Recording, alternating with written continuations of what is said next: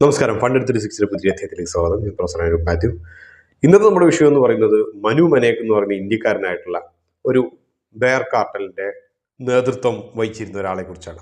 നമുക്കറിയുന്ന പോലെ തന്നെ നമ്മൾ ഒരു ചരിത്രത്തിലേക്കും വെച്ചിട്ട് അല്ലെങ്കിൽ മാർക്കറ്റിലുള്ള വലിയ ബേഴ്സിൻ്റെ ഒക്കെ ലിസ്റ്റ് നമ്മൾ പറയുമ്പോൾ നമ്മൾ ജോർജ് സോറോസിൻ്റെ ഒക്കെ പേരാണ് ഓർമ്മ വരുന്നത്. അതായത് പല രീതിയിൽ ഷെയർ പ്രൈസുകളൊക്കെ ഇടിച്ചിട്ട് അതിൻ്റെ അകത്ത് നിന്ന് ലാഭം നേടുക, ആദ്യം തന്നെ ഷോർട്ട് പൊസിഷൻ എടുക്കുക, എന്നിട്ട് ഷെയർ പ്രൈസ് ഇടിച്ചിട്ട് ലാഭം നേടുക എന്നുള്ളത് ഹിൻഡൻബർഗ് പലപ്പോഴും ചെയ്തുകൊണ്ടിരുന്നതും അതൊക്കെ തന്നെയാണ്. അതായത് ഒരു കമ്പനിയെക്കുറിച്ച് പഠിക്കുക, അതിൻ്റെ ഫ്ലോസൊക്കെ, അതിൻ്റെ തെറ്റുകളും എന്തൊക്കെയാണെന്നൊക്കെ ഉള്ളത് പഠിക്കുക, എന്നിട്ട് ഓൾറെഡി ഷോർട്ട് പൊസിഷൻസ് എടുക്കുക, അതായത് ഫ്യൂച്ചേഴ്സിൻ്റെ അകത്ത് സെല്ല് ചെയ്യുക. അത് കഴിഞ്ഞിട്ട് ഈ ന്യൂസുകളും ഒക്കെ പുറത്ത് വിട്ട് കഴിഞ്ഞിട്ട് വില നിലവാരം താഴേക്ക് പോകുമ്പോൾ ചുരുങ്ങിയ വിലയ്ക്ക് വാങ്ങിക്കുക, ആ രീതിയിലൊരു വലിയ ലാഭം നേടുക എന്നുള്ളതാണ് പല ബെയർ ചെയ്യപ്പെടുന്ന ഒരു കാര്യം.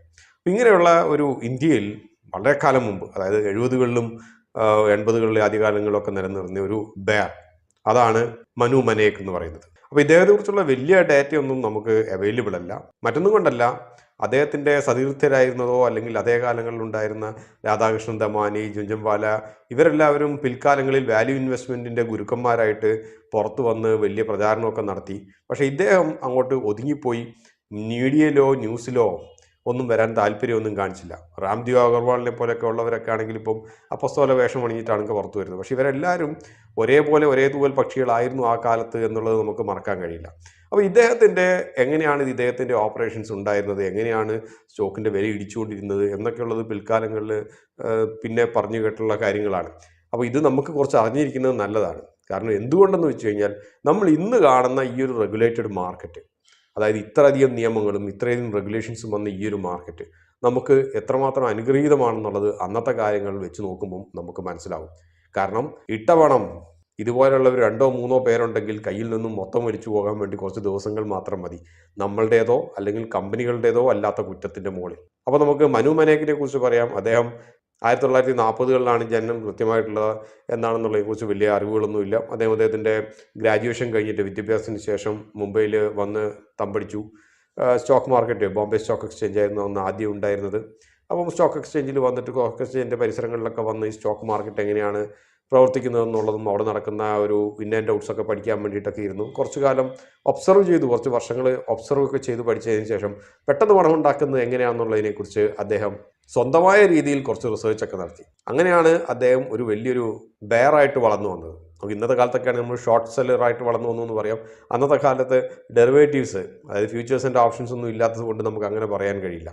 അപ്പോൾ ഇദ്ദേഹത്തിൻ്റെ മോഡ് ഓഫ് ഓപ്പറേഷൻ എന്ന് പറയുന്നത് വളരെ ലളിതമായിരുന്നു. നമ്മൾ ഈ പറയുന്ന പോലെ തന്നെ കാൻഡിൽ സ്റ്റിക്ക് റീഡിങ്ങും ടെക്നിക്കൽസും ഒന്നും അന്നത്തെ കാലത്ത് പ്രചാരം നേടിയിട്ടുള്ള കാര്യമല്ല. ഇദ്ദേഹം ഉപയോഗിച്ചുകൊണ്ടിരുന്നതെന്ന് വെച്ച് കഴിഞ്ഞാൽ ഇദ്ദേഹത്തിൻ്റെ പണം തന്നെയാണ്. അതായത് അന്നത്തെ കാലത്ത് ഇന്ന് നമുക്ക് ബ്രോക്കറൊക്കെ തരുന്ന പോലെ MTF ഒക്കെ പോലെ 10%-നോ 6%-നോ ഒന്നും ലെൻഡ് ചെയ്യാൻ വേണ്ടി, കടം തരാൻ വേണ്ടി, സ്റ്റോക്ക് വാങ്ങിക്കാൻ കടം തരാൻ വേണ്ടിയിട്ട് ആരുമില്ല. അന്നത്തെ കാലത്ത് പ്രത്യേകിച്ച് സ്റ്റോക്ക് വാങ്ങിക്കാനാണെന്ന് പറഞ്ഞു കഴിഞ്ഞാൽ ഏതെങ്കിലും കടം തരുന്ന ആളുണ്ടെങ്കിൽ തന്നെ അവർ നാട്ടിലില്ലാത്ത ഒരു ഇൻട്രസ്റ്റ് റേറ്റ് ഒക്കെയാണ് പറയുക. 50%, 60% എന്നൊക്കെ ഉള്ള രീതിയിലാണ്. കാരണം അത് വളരെ റിസ്കി ആയതുകൊണ്ട് തന്നെ. അപ്പോൾ അങ്ങനെ അല്ലാണ്ട് പറഞ്ഞാൽ തന്നെ ഈ പറഞ്ഞ പോലെ അന്നത്തെ കാലത്ത് ക്രെഡിറ്റ് ലൈൻസ് ഒന്നും ഇത്ര അവൈലബിൾ അല്ല. അപ്പോൾ ഇദ്ദേഹം ആ ഒരു അവസരമാണ് മുതലെടുത്തത്. ഇദ്ദേഹം എന്ത് ചെയ്തു എന്ന് വെച്ച് കഴിഞ്ഞാൽ അവിടെ ചെന്നിട്ട് പണം കടം കൊടുക്കുന്ന ഒരു പരിപാടിയാണ് തുടങ്ങിയത്. അതായത് ഹാൻഡ് ബോറോയിങ്ങും ലെൻഡിങ്ങും ഒക്കെ പോലെ തന്നെ പണം നേരിട്ട് കടം കൊടുക്കുക എന്നുള്ളതാണ് ബോംബെ സ്റ്റോക്ക് എക്സ്ചേഞ്ചിൽ ഇദ്ദേഹം ചെയ്തത്. അവിടെ വരുന്ന ദല്ലാൾമാർ, ബ്രോക്കേഴ്സിൻ്റെയും അടുത്തോ അല്ലെങ്കിൽ വാങ്ങിക്കാൻ വരുന്ന ബ്രോക്കേഴ്സ് ത്രൂ വരുന്നവർക്കോ പണം കടം കൊടുക്കുക. അത് ഏകദേശം 30-35% പലിശ നിരക്കിൽ പണം കടം കൊടുക്കുക. എങ്കിൽ പോലും മറ്റുള്ളവർ കൊടുക്കുന്നതിനേക്കാളും വളരെ ചുരുങ്ങിയതായതുകൊണ്ട് ഇദ്ദേഹത്തിന് ഈ പണം കടം കൊടുക്കുന്ന സ്റ്റോക്ക് മാർക്കറ്റിൻ്റെ അകത്ത് സ്റ്റോക്ക് വാങ്ങിക്കാൻ വേണ്ടി പണം കൊടുക്കുന്ന ഈ ഒരു ബിസിനസ് നല്ല രീതിയിൽ നടന്നു. അപ്പോൾ ഇദ്ദേഹത്തിന് ഇതിൻ്റെ കൂട്ടത്തിലുള്ള ഒരു കാര്യം എന്ന് വെച്ച് കഴിഞ്ഞാൽ ഈ പണം കടം വാങ്ങിച്ചവർ പലരും ഇദ്ദേഹവുമായിട്ട് അടുത്ത ബന്ധം സ്ഥാപിക്കപ്പെട്ടു. അവർ ഏത് സ്റ്റോക്കാണ് വാങ്ങിക്കാൻ പോകുന്നത് എന്നുള്ളതിനെക്കുറിച്ച് ഇദ്ദേഹത്തിന് മോശമില്ലാത്ത ഒരു അവബോധം ലഭിച്ചു അവരിൽ നിന്ന്. നമ്മൾ മനസ്സിൽ വെക്കേണ്ട ഒരു കാര്യം, ഇന്ന് കാണുന്ന പല റെഗുലേഷൻസും അന്നത്തെ കാലത്ത് ഇല്ലായിരുന്നു എന്നുള്ളതാണ്. അതിനെ തുടർന്ന് നമുക്ക് തന്നെ മനസ്സിലാക്കാൻ കഴിയും, അന്ന് മാർക്കറ്റ് പാർട്ടിസിപ്പേഷൻ സാധാരണക്കാരുടെ ഇടയിലൊക്കെ വളരെ കുറവായിരുന്നു. ഒരു വളരെ ചുരുങ്ങിയ എണ്ണം ആളുകൾ മാത്രമേ ഈ ഒരു സ്റ്റോക്ക് മാർക്കറ്റ് ട്രേഡിങ്ങിൽ പങ്കെടുക്കുന്നുണ്ടായിരുന്നുള്ളൂ. അതുകൊണ്ട് തന്നെ മിക്ക സ്റ്റോക്കുകളുടെയും ലിക്വിഡിറ്റി വളരെ കുറവായിരുന്നു, ട്രേഡിംഗ് ഒക്കെ വളരെ കുറവാണ്.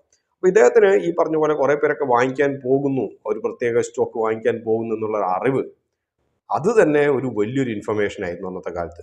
കാരണം ആ ഒരു സ്റ്റോക്കിന് ഇന്നത്തെ ദിവസം നല്ല ലിക്വിഡിറ്റി ഉണ്ടാകാൻ പോകുന്നു എന്നുള്ളൊരു അറിവ്, കുറേ പേര് വാങ്ങിക്കാനുണ്ട്. അന്നത്തെ കാലത്ത് പ്രൈസ് മൂവ്മെന്റ് ഉണ്ടാകാനുള്ള ഏറ്റവും പ്രധാനപ്പെട്ട കാരണം ലിക്വിഡിറ്റി ആയിരുന്നു. അപ്പോൾ ഇദ്ദേഹം എന്ത് ചെയ്യുന്നു എന്ന് വെച്ച് കഴിഞ്ഞാൽ, ഇദ്ദേഹം ഓൾറെഡി പണക്കാരനാണ്, കുറച്ച് പൈസ കയ്യിലുണ്ട്, ക്യാഷ് കയ്യിലുണ്ട് എന്നുള്ളത് മിക്ക ബ്രോക്കേഴ്സിനും അറിയാം. അപ്പോൾ അതുകൊണ്ട് മിക്ക ബ്രോക്കേഴ്സും ഇദ്ദേഹത്തിന് സ്റ്റോക്കുകൾ കടം കൊടുക്കാൻ തയ്യാറായിരുന്നു. അപ്പോൾ ഇദ്ദേഹം ഈ ഒരു പ്രത്യേക സ്റ്റോക്ക്, അതായത് കടം വാങ്ങിച്ചവർ വാങ്ങിക്കാൻ പോകുന്ന സ്റ്റോക്ക് ഏതാണോ ആ ഒരു പ്രത്യേക സ്റ്റോക്ക് ഇദ്ദേഹം ബ്രോക്കേഴ്സിൻ്റെ അടുത്ത് നിന്ന്, ഇദ്ദേഹവുമായി ബന്ധമുള്ള ബ്രോക്കേഴ്സിൻ്റെ അടുത്ത് നിന്ന് ആ ഒരു സ്റ്റോക്ക് മാത്രം വാങ്ങിച്ചിട്ട് മറ്റുള്ളവർ വാങ്ങിക്കാൻ തുടങ്ങുമ്പോൾ ഇദ്ദേഹം സെല്ല് ചെയ്യാൻ തുടങ്ങുന്നു. അത് മറ്റുള്ളവർ 2, 3, 10 എണ്ണമൊക്കെ വാങ്ങിക്കുമ്പോൾ, അന്നത്തെ ലോട്ട് സൈസ് ഒക്കെ 10, 100 എണ്ണമൊക്കെയാണ്, ഇന്നത്തെ പോലെ ഒരെണ്ണം വാങ്ങിക്കാൻ കഴിയില്ല. ഒരു മിനിമം ലോട്ടിൽ 10 എണ്ണം 100 എണ്ണമൊക്കെ വാങ്ങിക്കുമ്പോൾ ഇദ്ദേഹം ആയിരക്കണക്കിന് എണ്ണം സെല്ല് ചെയ്യാൻ തുടങ്ങും. അപ്പം ഇതിനെ തുടർന്ന് എന്ത് പറയും, സപ്ലൈ കൂടുന്നു, താനെ ഇന്നത്തെ പോലെ തന്നെ വില താനെ കുത്തേക്ക് ഇടിഞ്ഞു പോകുന്നു. ഇത് ഒരു ന്യൂസായിട്ട് പടർന്നു പോകുന്നു, അല്ലെങ്കിൽ സെന്റിമെന്റ് നെഗറ്റീവ് ആകുന്നു. കൂടുതൽ പേർ വില താഴ്ന്നു പോകുന്നതിന് മുമ്പ് വിൽക്കാൻ തുടങ്ങുന്നു. ഇതൊരു അവലാഞ്ച് എഫക്റ്റ് പോലെ വില താഴേക്ക് പോയിക്കൊണ്ടേയിരിക്കുന്നു. അതേ ദിവസം തന്നെയോ അല്ലെങ്കിൽ 2 ദിവസത്തിനുള്ളിലോ ഇദ്ദേഹം എന്ത് ചെയ്യുന്നു, ഇദ്ദേഹം വിറ്റ് തുടങ്ങിയത് കൊണ്ടുണ്ടായ വിലയുടെ തകർച്ചയിൽ നിന്നും വീണ്ടും താഴേക്ക് പോയ വില ചുരുങ്ങിയ വിലയ്ക്ക് ഇദ്ദേഹം വാങ്ങിക്കുന്നു, ബ്രോക്കർക്ക് ഇത് തിരിച്ചു കൊടുക്കുന്നു. അന്നത്തെ കാലത്ത് ഡെറിവേറ്റീവ്സ് ഇല്ലെങ്കിൽ പോലും, ഫ്യൂച്ചേഴ്സിനൊക്കെ അന്നാണെങ്കിൽ ഇന്നത്തെ രീതിയിൽ നമുക്ക് ഷോർട്ട് ചെയ്യാൻ കഴിയും. അന്നത്തെ കാലത്ത് ഡെറിവേറ്റീവ്സ് ഇല്ലാത്തത് കൊണ്ട് ഫ്യൂച്ചേഴ്സും ഇല്ല, അതുകൊണ്ട് ഷോർട്ട് ചെയ്യാനൊന്നും കഴിയില്ല. പക്ഷേ ഇദ്ദേഹം ഈ രീതിയിൽ കടം വാങ്ങിച്ചിട്ട്, നമ്മൾ ഇന്നത്തെ രീതിയിൽ ASLBC ഉണ്ടാവും, stock lending and borrowing schemes ഉണ്ട്. അപ്പം അതേപോലത്തെ ഒരു സംഭവം തന്നെയാണ് അദ്ദേഹം അന്നും പയറ്റിയത്. അപ്പോൾ അദ്ദേഹത്തിന് ചുരുങ്ങിയ കാലത്തിനുള്ളിൽ വലിയൊരു പണം ഇതുവഴി ലഭിച്ചു. അതായത് പണം ഓൾറെഡി കടം കൊടുക്കുന്നതിലൂടെ ലഭിക്കുന്ന 30-35% പരിശീലനത്തിൽ വലിക്കുന്ന ലാഭവും, അതേപോലെ തന്നെ ചുരുങ്ങിയ സമയത്ത് സ്റ്റോക്കിന്റെ വില ഇടിച്ചിട്ട് ലഭിക്കുന്ന ഈ ഒരു ഷോർട്ട് പൊസിഷൻസ് കിട്ടുന്ന ലാഭവും, രണ്ടും കൂടി ചേർന്ന് ഇദ്ദേഹത്തിന് മോശമില്ലാത്ത ഒരു പണം ഉണ്ടാക്കി കൊടുത്തു. പിന്നീടാണ് അദ്ദേഹം ഇതിന്റെ നെക്സ്റ്റ് ലെവലിലേക്ക് കടക്കുന്നത്. അതായത് ഇദ്ദേഹത്തിന് തോന്നി, ഞാൻ ഒറ്റയ്ക്ക് കയ്യിലുള്ള പണം മാത്രം എടുത്തിട്ട് ഇൻഫർമേഷൻ വെച്ചിട്ട് സ്റ്റോക്ക് പ്രൈസ് ഇടിക്കുന്നതിൻ്റെ കുറച്ചും കൂടെ വ്യാപ്തി കൂടും, കുറച്ചു പേരോട് എൻ്റെ കൂടെ ഉണ്ടെങ്കിൽ. അങ്ങനെയാണ് അദ്ദേഹത്തിൻ്റെ കൂടെ മറ്റു കുറച്ച് പേരും കൂടി വന്നു കൂടി, ഇദ്ദേഹത്തിൻ്റെ സ്ട്രാറ്റജിയെ കൂടി. അതിൻ്റെ അകത്ത് വന്നുകൂടിയ ഈ ഒരു ബെയർ കാർട്ടലിൻ്റെ അകത്ത് വന്നുകൂടിയ പലരെയും ഇന്ന് പ്രശസ്തന്മാരാണ്. അതാണ് ഞാൻ ആദ്യം പറഞ്ഞത്, പലരും സതീർത്ഥരായിരുന്നു. ദമാനി, രാംദേവ് അഗർവാൾ, ജുഞ്ചൻവാല മുതലായവരൊക്കെ ഇവരൊരു കാർട്ടലായി രൂപാന്തരപ്പെട്ടു. അപ്പോൾ ഈ ഒരു കാർട്ടലായി രൂപാന്തരപ്പെട്ടു. ഇവർ കണ്ണുവയ്ക്കുന്ന ഏതെങ്കിലും ഒരു സ്റ്റോക്ക് താഴേക്ക് പോകുമോ എന്നുള്ളൊരു പേടി പല കമ്പനികളുടെയും പ്രൊമോട്ടേഴ്സിനുണ്ടായി. അതായത് എത്ര വലിയ കമ്പനി ആണെങ്കിൽ പോലും ആ കമ്പനിയുടെ ഷെയർ പ്രൈസ് മോശമില്ലാണ്ടൊക്കെ ഇടിക്കാൻ ഈ ഒരു ബെയർ കാർട്ടലിന്, ഈ ഒരു ഗ്രൂപ്പിന് കഴിഞ്ഞിരുന്നു. അപ്പം അതുകൊണ്ട് തന്നെ ആ കാലത്ത് വലിയ വലിയ കമ്പനികൾ പോലും ഈ ഒരു ബെയർ കാർട്ടലിൻ്റെ അല്ലെങ്കിൽ മനു മനേകിൻ്റെ ഒരു കൺകറൻസ്, ആ സമ്മതം ലഭിച്ചെങ്കിൽ മാത്രമേ പലരെയും ഡയറക്ടർ ബോർഡിൻ്റെ അകത്ത് നിയമിക്കുക പോലും ഉണ്ടായിരുന്നുള്ളൂ. എന്തിനേറെ പറയുന്നു, ഡിവിഡൻഡ് പോലും കൊടുത്തിരുന്നത് ഇദ്ദേഹത്തിൻ്റെ സമ്മതങ്ങൾ വാങ്ങിയിട്ടാണ്. കാരണം സ്റ്റോക്ക് പ്രൈസ് താഴേക്ക് പോയി കഴിഞ്ഞോ അവരുടെ ആസ്തികൾ കുറഞ്ഞു പോകുക എന്നുള്ളൊരു ഭയപ്പാട് തന്നെയായിരുന്നു അതിൻ്റെ പ്രധാനപ്പെട്ട ഒരു കാരണം. അപ്പോൾ ഇങ്ങനെ ഒരു വിഷലിപ്തമായിട്ടുള്ള ഒരു അപ്രോച്ച്, അതുകൊണ്ടാണ് അദ്ദേഹത്തിനെ cobra of Indian stock market എന്ന് വിളിച്ചുകൊണ്ടിരുന്നത്. ഈ ഒരു ബെയർ കാർട്ടലിനെ കുറച്ചൊക്കെ ഒരു അടിപതറിപ്പോയത് 1977 നമ്മളെ റിലയൻസിൻ്റെ ലിസ്റ്റിങ്ങോട് കൂടിയാണ്. അപ്പം ധീരുഭായ് അംബാനി ലിസ്റ്റ് ചെയ്തു. അപ്പോൾ ലിസ്റ്റ് ചെയ്ത് മോശമില്ലാത്ത രീതിയിലൊക്കെ മുമ്പോട്ട് പോയിക്കൊണ്ടിരിക്കുമ്പോൾ അംബാനിക്ക് ഒരു ഇൻഫർമേഷൻ കിട്ടുന്നു, ഈ ബെയർ കാർട്ടൽ ടാർഗറ്റ് ചെയ്യുന്നത് അംബാനിയുടെ റിലയൻസ് ഇൻഡസ്ട്രീസിനെയാണ്. അംബാനി ഈ ഒരു കാർട്ടലിനെതിരെ എന്തെങ്കിലും ചെയ്യാൻ കഴിയുമോ എന്ന് ഒരു സ്ട്രാറ്റജി ഫോം ചെയ്യുന്നു. അപ്പം അംബാനിയുടെ മകനായിട്ടുള്ള, നമ്മുടെ ഇന്നത്തെ റിലയൻസ് എംപയറിൻ്റെ CEO ആയിട്ടുള്ള നമ്മുടെ മുകേഷ് അംബാനിയുടെ കൂട്ടുകാരനായിരുന്നു ആനന്ദ് ജെയിൻ റിലയൻസിൻ്റെ ഡയറക്ടർ ബോർഡുണ്ട്. അപ്പോൾ ആനന്ദ് ജെയിൻ കൂട്ടുകാരനല്ല, ക്ലാസ്മേറ്റ് ആയിരുന്നു. അപ്പോൾ അദ്ദേഹവുമായി ചേർന്നിട്ട് ഈ ഒരു സ്ട്രാറ്റജിക്ക് എതിരെ മറ്റൊരു സ്ട്രാറ്റജി പയറ്റാൻ വേണ്ടി ആരംഭിച്ചു. മറ്റൊന്നുമല്ല, കയ്യിൽ കിട്ടിയ പണവും എല്ലാ പണവും എടുത്തിട്ട് ഈ ഒരു ബെയർ കാർട്ടൽ സെല്ലിങ് തുടങ്ങുന്ന സമയത്ത് ബൈയിങ് തുടങ്ങി. പറയപ്പെടുന്നത് അംബാനിയുടെ വൈരികളായിട്ടുള്ള വാഡിയ ഫാമിലിയുടെ അടുത്ത് നിന്ന് വരെ അന്നത്തെ കാലത്ത് കടം വാങ്ങിച്ച് റിലയൻസിൻ്റെ ഷെയറുകൾ ജെയിൻ മുഖേന വാങ്ങിക്കൂട്ടിയെന്നാണ് പറയുന്നത്. എന്തിനേറെ പറയുന്നു, ബെയർ കാർട്ടൽ കയ്യിലുള്ളതെല്ലാം കണ്ടമാനം വിറ്റു എങ്കിൽ പോലും ബൈയിങ് പ്രഷർ വളരെ കൂടുതൽ ഉണ്ടായിരുന്നത് കൊണ്ട് വില കുറയുകയല്ല ചെയ്തത്, അതിനു പകരം റിലയൻസിൻ്റെ വില കൂടുകയാണ് ചെയ്തത്. അപ്പോൾ നിങ്ങൾക്ക് അറിയുന്ന പോലെ തന്നെ സെല്ല് ചെയ്യുന്നു, ചുരുങ്ങിയ വിലയ്ക്ക് സെല്ല് ചെയ്യുന്നു, വില കൂടിക്കൂടി പോകുന്നു. അപ്പോൾ സെല്ല് ചെയ്ത ആള് അന്നത്തെ കാലത്ത് എല്ലാം പേപ്പർ സെറ്റിൽമെന്റ്സ് ആണ്, ഇന്നത്തെ പോലത്തെ ഡിമാറ്റ് അല്ല. അപ്പം കുറച്ച് ദിവസങ്ങൾ കഴിയുമ്പം ഇത് വാങ്ങിച്ച ആൾക്ക് കൊടുക്കണം, എവിടുന്നെങ്കിലും ഷെയർ വാങ്ങിച്ചിട്ട് കൊടുക്കണം.